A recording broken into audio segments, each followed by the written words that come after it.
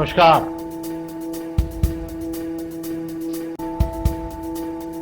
Corona वैश्विक महामारी के खिलाफ लड़ते लड़ते अब हम अनलॉक 2 में प्रवेश कर रहे हैं और हम उस मौसम में भी प्रवेश कर रहे हैं जहां सर्दी, जुकाम, खांसी, बुखार ये सारे न जाने क्या क्या होता है, ये मामले बढ़ जाते हैं। ऐसे में मेरी आप सभी देशवासियों से प्रार्थना है कि ऐसे समय अपना ध्यान रखें। साथियों, ये बात सही है कि अगर कोरोना से होने वाली मृत्यु दर को देखें तो दुनिया के अनेक देशों की तुलना में भारत संभली हुई स्थिति में है। समय पर किए गए लॉकडाउन और अन्य फैसलों ने भारत में लाखों लोगों का जीवन बचाया है, लेकिन हम ये भी देख रहे हैं कि जब से देश में अनलॉक 1 हुआ है, व्यक्तिगत और सामाजिक व्यवहार में लापरवाही जरा बढ़ती ही चली जा रही है। पहले हम मास्क को लेकर, 2 गज की दूरी को लेकर 20 सेकंड तक दिन में कई बार हाथ धोने को लेकर बहुत सतर्क थे, लेकिन आज जब हमें ज्यादा सतर्कता की जरूरत है तो लापरवाही बढ़ना बहुत ही चिंता का कारण है। साथियों, लॉकडाउन के दौरान बहुत गंभीरता से नियमों का पालन किया गया था। अब सरकारों को, स्थानीय निकाय की संस्थाओं को, देश के नागरिकों को फिर से उसी तरह की सतर्कता दिखाने की जरूरत है।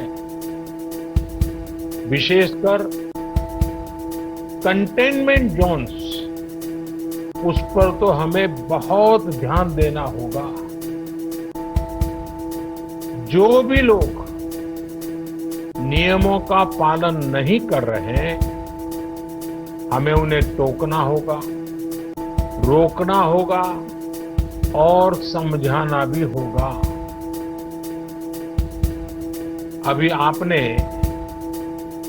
खबरों में देखा होगा, एक देश के प्रधानमंत्री पर 13,000 रुपये का जुर्माना इसलिए लग गया क्योंकि वो सार्वजनिक स्थल पर मास्क पहने बिना गए। भारत में भी स्थानीय प्रशासन को इसी चुस्ती से काम करना चाहिए। ये 130 करोड़ देशवासियों के जीवन की रक्षा करने का अभियान है। भारत में गांव का प्रधान हो या देश का प्रधानमंत्री, कोई भी नियमों से ऊपर नहीं है।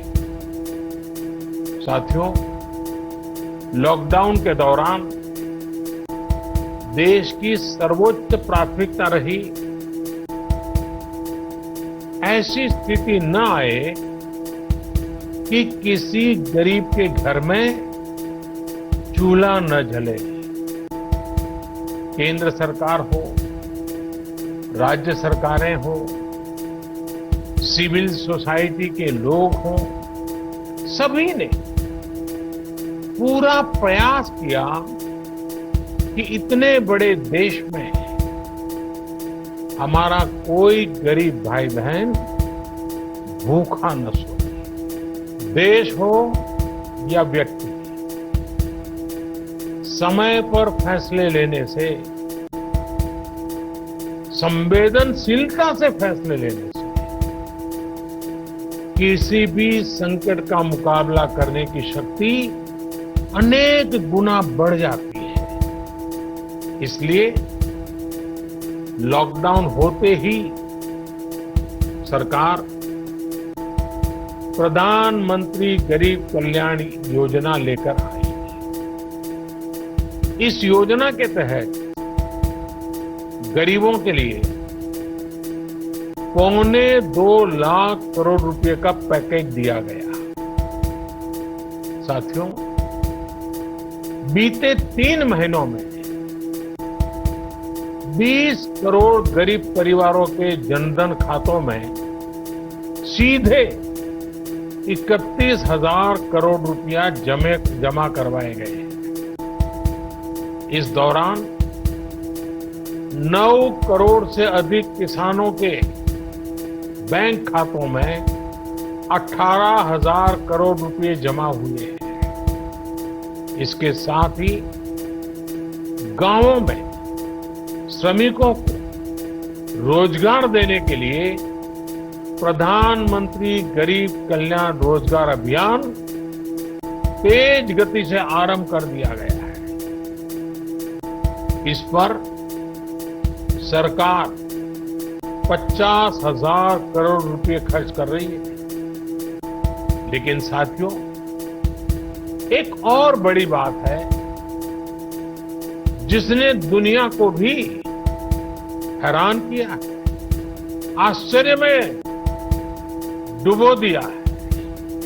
वो ये कि कोरोना से लड़ते हुए भारत में 80 करोड़ से ज्यादा लोगों को 3 महीने का राशन, यानी परिवार के हर सदस्य को 5 किलो गेहूं या चावल मुफ्त दिया गया।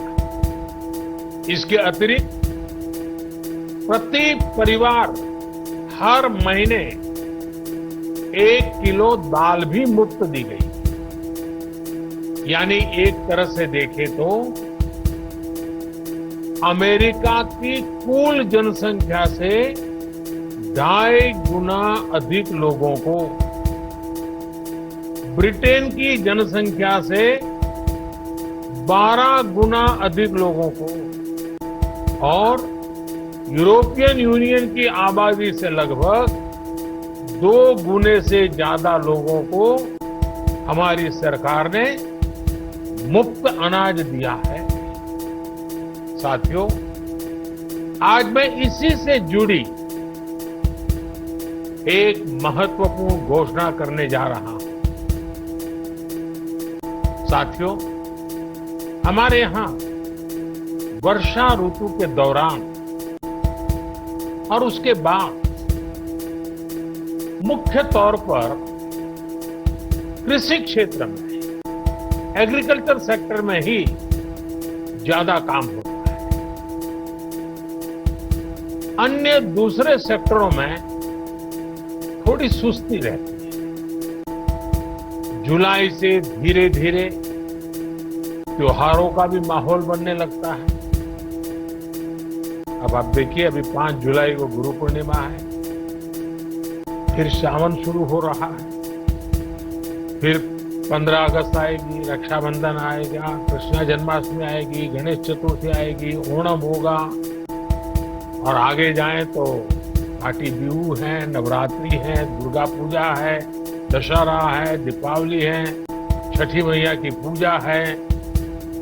त्योहारों का ये समय जरूरतें भी बढ़ाता है, खर्च भी बढ़ाता है। इन सभी बातों को ध्यान में रखते हुए ये फैसला लिया गया है कि प्रधानमंत्री गरीब कल्याण अन्न योजना का विस्तार अब दिवाली और छठ पूजा तक यानी नवंबर महीने के आखिर तक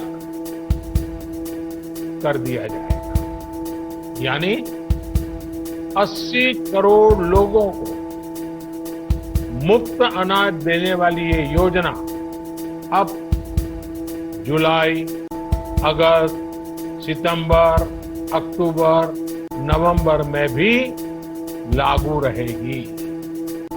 सरकार द्वारा इन 5 महीनों के लिए 80 करोड़ से ज्यादा गरीब भाई बहनों को हर महीने परिवार के हर सदस्य को 5 किलो गेहूं या 5 किलो चावल मुफ्त मुहैया कराया जाएगा और साथ ही प्रत्येक परिवार को हर महीने 1 किलो चना भी मुफ्त दिया जाएगा। साथियों, प्रधानमंत्री गरीब कल्याण अन्न योजना के इस विस्तार में 90,000 करोड़ रुपए से ज्यादा खर्च होंगे और अगर इसमें पिछले 3 महीने का खर्च भी जोड़ दें तो ये करीब करीब 1.5 लाख करोड़ रुपया हो जाता है। अब पूरे भारत के लिए हमने एक सपना देखा है।